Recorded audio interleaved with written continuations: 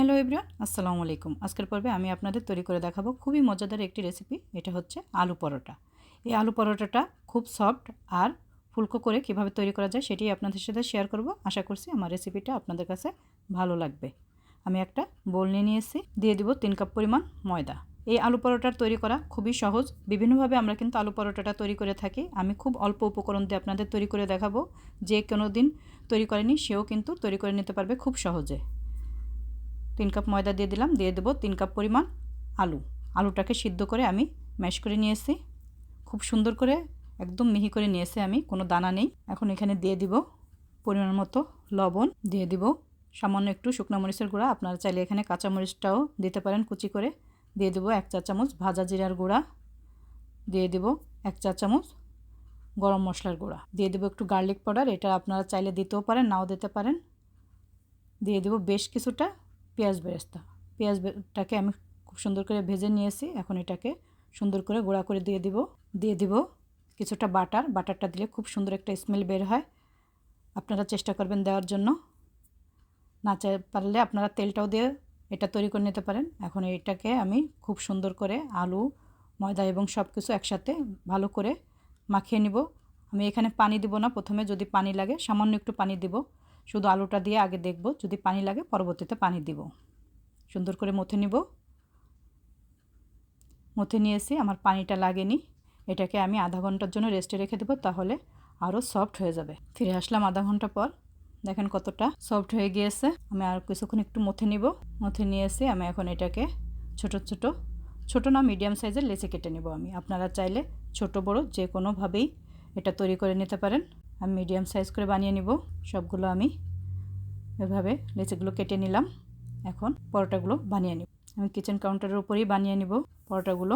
একটু ময়দা ছিটিয়ে নিলাম, খুব সুন্দর করে এটাকে আমি বানিয়ে নেব।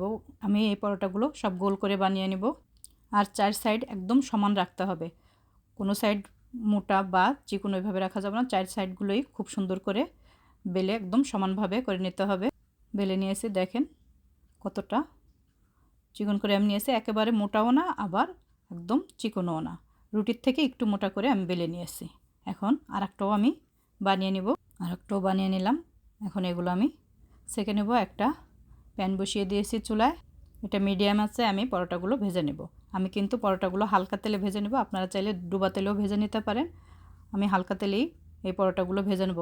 চাইলে আপনারা ঘি অথবা বাটার দিয়েও এই পরোটাগুলো ভেজে নিতে পারেন, তাহলে খুব সুন্দর একটা স্মেল বের হবে। আমি নর্মাল তেল দিয়েই ভেজে নেব। পরোটাটা দিয়ে দিলাম প্যানে, দিয়ে আমি কয়েক সেকেন্ড একটু হালকা ভেজে নেব, মানে এই সাইডটা যাতে একটু সিদ্ধ হয়ে যায় এভাবে করে নিলাম। আবার ওই সাইডটা একটু এভাবে সিদ্ধ করে নিব।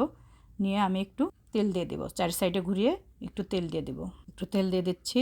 এই পরোটাটা কিন্তু খেতে খুবই ভালো লাগে, মাংস, ভাজি, ডাল সব কিছুর সাথেই ভালো লাগে। এমনিও খেতে খুবই ভালো লাগে পরোটাটা। দেখেন পরোটাটা কিন্তু ফুলে উঠেছে। হয়তোবা কোনোটা একটু কম ফুলবে, কোনোটা একটু বেশি ফুলবে, কিন্তু সবগুলো পরোটাই খুব সুন্দর করে ফুলবে। আমি এইভাবে ভেজে নিব। আমি আরেকটাও আপনাদের ভেজে দেখাবো। এটাও তুলে নিচ্ছি, আরেকটাও দিয়ে দিলাম। একইভাবে ভেজে নিব। এটাও একটু তেল দিয়ে দেব সাইড দিয়ে। দেখেন এটাও কত সুন্দর হয়েছে, এটাও খুব সুন্দর হয়ে ফুলে উঠেছে। একইভাবে আমি সবগুলো পরোটা তৈরি করে নেব। তৈরি হয়ে গেল আমার সবগুলো পরোটা। দেখেন কতটা সুন্দর হয়েছে। এখন গরম গরম সার্ভ করতে হবে। যে আমি গরুর মাংস দিয়ে এই পরোটাটা দিব সবাইকে। দেখেন ভিতরটা কতটা সুন্দর হয়েছে, একদম কি সুন্দর ফুলকো হয়েছে পরোটাটা, একদম নরম সফট, খুবই ভালো লাগে খেতে। আপনারা অবশ্যই ট্রাই করে দেখবেন, যদি ভালো লাগে তাহলে কমেন্ট করে জানাবেন। আজকে এই পর্যন্ত, কেমন হলো অবশ্যই জানাবেন। যদি ভালো লাগে লাইক, কমেন্ট, শেয়ার করবেন। আজকে এই পর্যন্ত, সবাই ভালো থাকবেন। আসসালামু আলাইকুম।